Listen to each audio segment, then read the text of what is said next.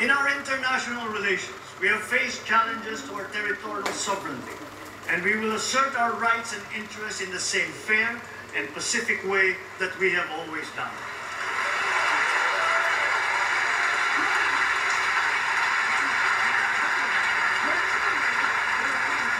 Proper diplomatic channels and mechanisms under the rules-based international order remain the only acceptable means of settling disputes.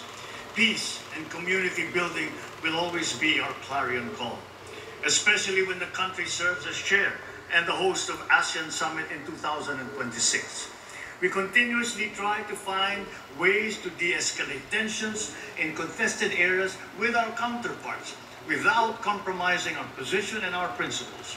I know that our neighbors too are doing their best to make this work. The Philippines cannot yield. The Philippines cannot waver.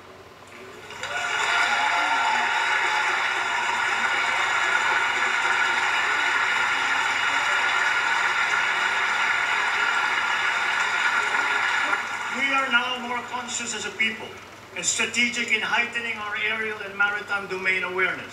We are continuing to strengthen our defensive posture, both through developing self-reliance and through partnerships with like-minded states.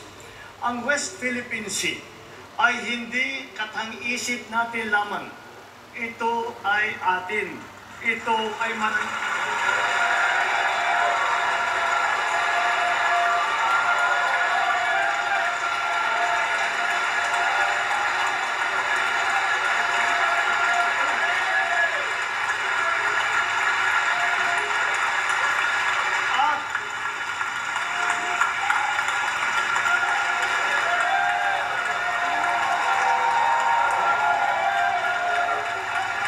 ito ay mananatiling atin hanggat nag-aalab ang diwa ng ating minamahal na bansang Pilipinas.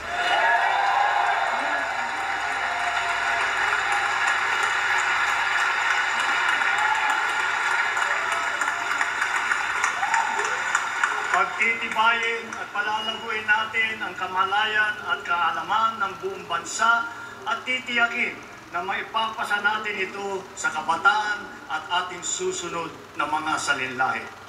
Laws on our maritime zones and archipelagic sea lanes make sure that this intergenerational mandate, this duty, will firmly take root in the hearts and minds of all our people.